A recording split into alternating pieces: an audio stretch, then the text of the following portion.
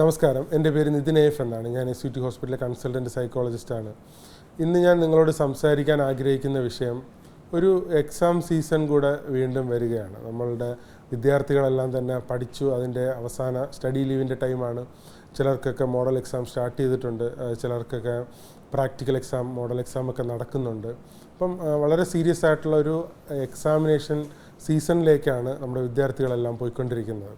അപ്പോൾ പലർക്കും competitive examination പിന്നീട് വരുന്നുണ്ട്. അതിനു മുന്നേ ബോർഡ് എക്സാം പോലുള്ള ക്വാളിഫയിങ് എക്സാമുകളൊക്കെയാണ് ആദ്യം വരുന്നത്. അപ്പോൾ ഒരു എക്സാമിനെ എങ്ങനെ കുറേ കൂടെ ബെറ്ററായിട്ട് നമ്മുടെ അക്കാഡമിക് നിലവാരം ഉയർത്തുന്നതിന് വേണ്ടിയിട്ട്, പഠന രീതികളെ മെച്ചപ്പെടുത്തുന്നതിന് വേണ്ടിയിട്ട് ചില കാര്യങ്ങൾ നിങ്ങളോട് സംസാരിക്കാനാണ് ഞാൻ ആഗ്രഹിക്കുന്നത്. ഒന്നാമത്, ഈ എക്സാം വളരെ അടുത്തെത്തി നിൽക്കുന്ന ഈ സമയത്ത് യാതൊരു കാരണവശാലും അധ്യാപകരാണെങ്കിലും രക്ഷകർത്താക്കളാണെങ്കിലും കുട്ടികളെ അധികമായി പ്രഷർ ചെയ്യാതിരിക്കാൻ വേണ്ടിയിട്ട് പ്രത്യേകം ശ്രദ്ധിക്കുക. കാരണം എത്രത്തോളം ഫ്രീ ആയിട്ടാണ് അവർക്ക് പഠിക്കാൻ കഴിയുന്നു, അത്രത്തോളം ബെറ്റർ ആയിട്ടുള്ള റിസൾട്ടാണ് അവർക്ക് ഉണ്ടാക്കാനായിട്ട് കഴിയുക. കൂടുതൽ കാര്യങ്ങൾ ഓർത്തിരിക്കാനും കുറേ കൂടെ ബെറ്ററായിട്ട് അവരുടെ ബ്രെയിനൊക്കെ ഫങ്ഷൻ ചെയ്യാനും ഹെൽപ്പ് ചെയ്യുന്നത് കുറേ കൂടെ ഫ്രീ ആയിട്ട് പഠിക്കുമ്പോഴാണെന്നുള്ള വസ്തുത ഓർത്തിരിക്കുക. അതുപോലെ തന്നെ വിദ്യാർത്ഥികൾ മനസ്സിലാക്കിയിരിക്കേണ്ടുന്ന കാര്യം, നിങ്ങൾ ഈ സമയത്ത് ഒരിക്കലും എത്ര മാർക്ക് കിട്ടും, അല്ലെങ്കിൽ എത്രത്തോളം എനിക്ക് സ്കോർ ചെയ്യാൻ പറ്റും, അല്ലെങ്കിൽ ഇത്ര മാർക്ക് കിട്ടണം, അത്രയും മാർക്ക് കിട്ടിയില്ലെങ്കിൽ ഞാൻ എന്ത് ചെയ്യും, അത്തരത്തിലുള്ള ഒരു ഗോള് വെച്ചുകൊണ്ട് പഠിക്കാതിരിക്കാൻ വേണ്ടിയിട്ട് പ്രത്യേകം ശ്രമിക്കുക.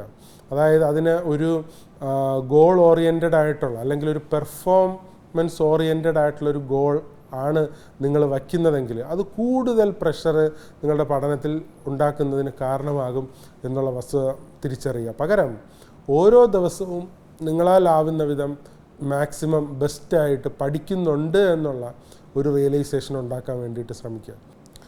അതായത് നമ്മളുടെ കോമ്പിറ്റൻസി ഓരോ ദിവസവും കൂട്ടാൻ വേണ്ടിയിട്ട് ശ്രമിക്കുക എന്നുള്ളതാണ് ലേണിംഗ് ഗോളുകളെന്ന് പറയും.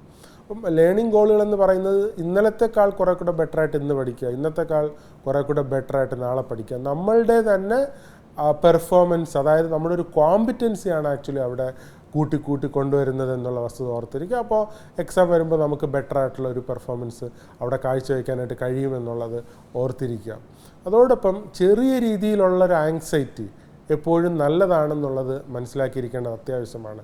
കാരണം നമ്മൾ എക്സാം കുറേ കൂടെ സീരിയസ് ആയിട്ട് അപ്പിയർ ചെയ്യുന്നതിനും കുറേ കൂടെ സീരിയസ് ആയിട്ട് പ്രിപ്പയർ ചെയ്യുന്നതിനും എക്സാമിൻ്റെ അന്ന് രാവിലെ എടുക്കേണ്ടുന്ന സാധനങ്ങളും നോട്ട്സ് ആണെങ്കിലും ഷോർട്ട് നോട്ട്സ് ആണെങ്കിലും പെന്നാണെങ്കിലും ഹോൾ ടിക്കറ്റുകളാണെങ്കിലും അങ്ങനെയുള്ള വേണ്ടുന്ന കാര്യങ്ങളൊക്കെ കൃത്യമായിട്ട് മാനേജ് ചെയ്യുന്നതിന് ചെറിയ രീതിയിലുള്ളൊരു പെർഫോമൻസ് ആങ്സൈറ്റി ഹെൽപ്ഫുള്ളാണെന്നുള്ള വസ്തുത ഓർത്തിരിക്കുക. രാവിലെ നേരത്തെ കൃത്യസമയത്ത് എഴുന്നേൽക്കുന്നതിനും കൃത്യസമയത്ത് സ്കൂളിൽ അല്ലെങ്കിൽ എക്സാം സെൻറ്ററിൽ എത്തുന്നതിനൊക്കെ അത് സഹായിക്കുമെന്നുള്ളത് ഓർത്തിരിക്കുക. ഒട്ടും ആങ്സൈറ്റി ഇല്ലെങ്കിൽ വളരെ ലാവിഷായിട്ടാണ് നമ്മൾ എടുക്കുക, ഒട്ടും സീരിയസ് ഇല്ലായിരിക്കും. അപ്പോൾ അത് നമ്മുടെ എക്സാമിൻ്റെ പെർഫോമൻസിനെ ബാധിക്കുമെന്നുള്ളത് ഓർത്തിരിക്കുന്നത് നല്ലതാണ് എന്നാണ് എനിക്ക് നിങ്ങളോട് പറയാനുള്ളത്.